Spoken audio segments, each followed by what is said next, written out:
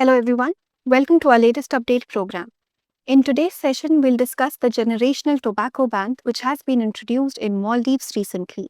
So, Maldives amended its Tobacco Control Act. Maldives amended its Tobacco Control Act to stop individuals born on or after January 2007 from purchasing, using, or selling tobacco in all its forms. So basically, Maldives imposed a generational ban on smoking, and with this, it has become the first country in the world to have done this. This was tried earlier in New Zealand also, but it was later scrapped off. And Maldives has become the first country in the world to have imposed a generational ban on tobacco. A normal ban or heavy regulations, they already exist elsewhere, but no other country has a generational ban on smoking. We'll understand the difference between a normal ban and a generational ban also, but before we do that, why do you think there is a need for countries to address the problem of smoking? Because if we look at some data over here, then according to WHO's data, every year 7 million people die across the world because of smoking. And don't you think this is an avoidable form of death? Because smoking is a matter of choice, is a matter of will. People are doing this out of choice. And despite the heavy regulations that almost every country has to curb smoking, smoking still exists and 7 million people across the world die. So this basically increases the non-communicable disease burden on each country, and it becomes very important for every country to address this situation of smoking urgently. And that is why Maldivian government also went ahead and imposed a generational ban.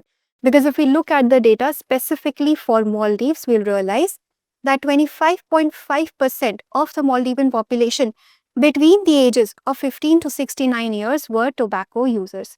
And this percentage was even higher in males, where some 41.7% people were tobacco users, and females 9.3% were tobacco users. So that is why Maldives also felt that there's an urgent need to address the problem of smoking, and it went ahead and introduced a generational ban. Now, what do we understand by a generational ban? Let's understand the difference between a normal ban and a generational ban with the help of an example. Now, under a normal ban, like in the case of India also, what do we have? So, under COTPA, which is Cigarettes and Other Tobacco Products Act, selling of cigarettes to people below the age of 18 years is prohibited. So, there's what? There's a age restriction that you need to reach adulthood in order to smoke tobacco. So there's an age restriction. This is a normal ban. So let's say somebody is 16 years of age this year, they cannot smoke cigarette this year. They will not be able to smoke a cigarette next year also legally. But after 2 years, they will be able to smoke a cigarette because they will have reached adulthood. This is what happens under a normal ban. Now, in a generational ban, a cutoff year is decided. So the cutoff year for Maldives is 2007. These people at the moment, they're 18, 19 years old. Let's say normal regulations in Maldives, they used to allow people below the age of, they did not allow people below the age of 21 years to smoke a cigarette legally. So these people would not be smoking till the next 2 or 3 years. But after 2 or 3 years, when they would have attained the age of 21 years, they could easily go and get a cigarette legally. But because a generational ban has been imposed, a cutoff year has been decided. This means that all the people who are born on or after 2007 will never be able to purchase tobacco all their life legally in that country. So this is a complete generation which is never going to be sold tobacco products legally in Maldives, because a generational ban, a cutoff year has been decided.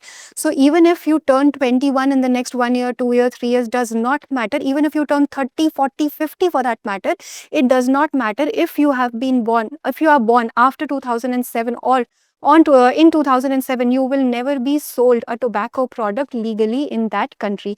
This is the difference between a generational ban and a normal ban. Under normal ban, you have an age restriction, which will be relaxed if you reach adulthood, versus in a generational ban, the entire generation will never be able to purchase tobacco products legally because that complete generation is prohibited. A cutoff year has been decided in this case. So this is the difference, generational ban versus a normal ban. Now, there can be a challenge over here. There are multiple challenges actually in this thing. However, this is a good step because for the larger public good, it is required. For public health, it is required to deal with this menace of smoking. And then in the larger public good, it is definitely a good step. But there are certain challenges. First and foremost, this policy can seem to be discriminatory in nature, because you've set a cutoff date of 2007. What about people who are born in 2004 or 2005, 2006? Don't we need to deal with them also? Don't we basically need to deal with everybody in the country? Smoking is bad for everybody, not only for people who are born in or after 2007. So what about those people? So this can seem to be discriminatory in nature. But again, if you have to impose a generational ban, a cutoff year has to be decided. So a cutoff year in this case is 2007. So it has to start from somewhere, but otherwise this can also seem to be a discriminatory policy because smoking is bad for everyone. And then what can this give rise to? This can give rise to black marketing, because humans, they have a tendency to do things that they are not allowed to do. So we're talking about a complete generation here who will never be able to purchase a tobacco product all their lives. So they will naturally be drawn to black marketing, illicit trafficking, smuggling, and even looking for alternatives. And sometimes these alternatives are even worse. So black markets can start coming up, these smugglers can start coming up, all these things can start happening. So the government will have to be very mindful in enforcing this policy because black marketing is going to be a major challenge in front of it. And then the enforcement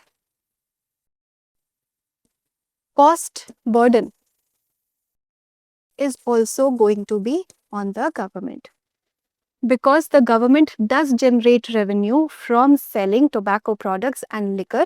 And when for the public good, a ban is imposed on all these products, cost burden increases on the government because there's a loss of revenue for the government. So enforcement cost burden is going to be there. In fact, Maldives is a very popular tourist destination. So there is going to be a cost that the government will have to pay. There's going to be revenue loss that the government will have to deal with. However, this is a great step. It's a noble step, but we'll have to be mindful in the implementation of this policy so that everybody, the larger public good, can be catered to. So that was all for today's video. I hope you understood the difference between a normal ban and a generational ban, and Maldives has become the first country in the world to have imposed a generational ban on tobacco products. Now let us practice a question for prelims. Recently, the Maldives became the first country to introduce a generational ban on smoking. In this context, consider the following statements. 1.